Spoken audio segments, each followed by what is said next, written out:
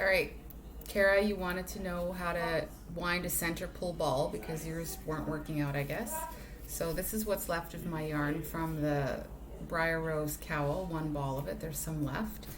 Um, this was wound in a center pull ball that I had done by hand, and I'm going to take what's left of it and turn it into a tidier little center pull ball. So the first thing I do is I take about 8 inches or so of yarn and I put it between my thumb and my index finger, and I lay it over my arm like that. And this is how I do it because I'm right-handed. If I was left-handed, I would do it on the other side. So you might be doing reverse image. Then I take the yarn that's hanging down and I wind it between in figure eights around my pinky and ring finger and my middle finger and my index finger. And I'm gonna do that, I don't know, a handful of times. This is going to be the center of your center pull ball, and having that figure eight is really important. So like I hold my fingers like that so that it's easier to do. So we're looking at 10 to 20 times, and this is why you want to do it, because your center pull ball eventually will come wonky. So I'm actually going to drop that onto the ground because then it will have better tension for when I pull it. All right, so it's about like that right now. So I'm gonna take my thumb, this is the loose one, right? That's the beginning of it. I'm gonna take my thumb there and pull it off my fingers. And this is all pinched together, and that's the key. Then I take the side with the loose end and I squish it up, right? And this is where the winding of the center pull ball comes. I start right next to my hand, and I just start going, and I'm going to go about to the end of where I've got those loops. About to there. Then I might tidy those up a little bit because I want them to not get tangled in this yarn. And then I'm going to go to the other end. Just like that. And then I'm just going to wind back and forth a little bit.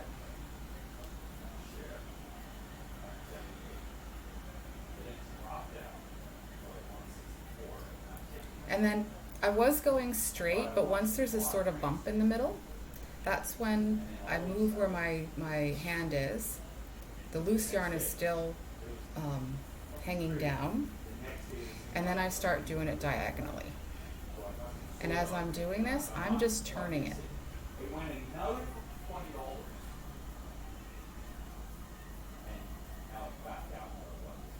I actually like the results of center pull balls that are wound by hand better than the ones that are done on the ball winder. I just have to pause because the coffee's... And it's nice because you can pull this down. So I just poured water in my coffee pot. You can see it back there. Because you can put this down and deal with yourself as needed. When you're winding a bigger ball, a little one like this, it doesn't really matter. And you just... So it's like, I just wound all those ones of pink, and now I've turned it, and I'm going to wind about that many more, and I'm going to turn it, and I'm going to wind about that many more. Now I've moved on to a green, and I'm just going to keep turning it as I go. And by turning it as you go, that's the best way to get your ball and keep it from collapsing oddly.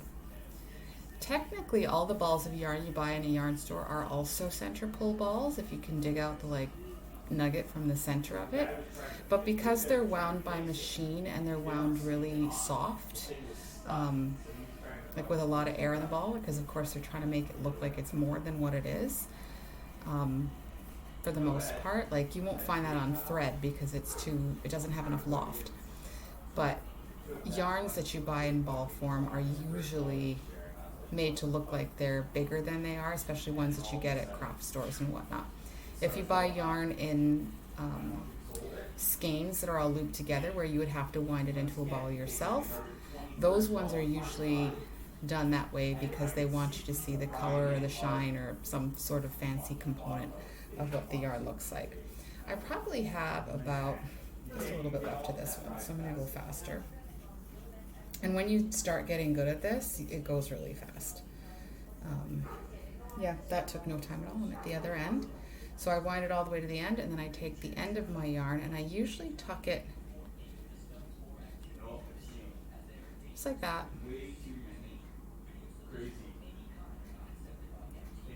And this video took just over 5 minutes to do, but the entire winding of the center pull ball would have taken less than 5 minutes, and I'm not sure how many yards or grams or whatever this is. That's what I'm going to measure next.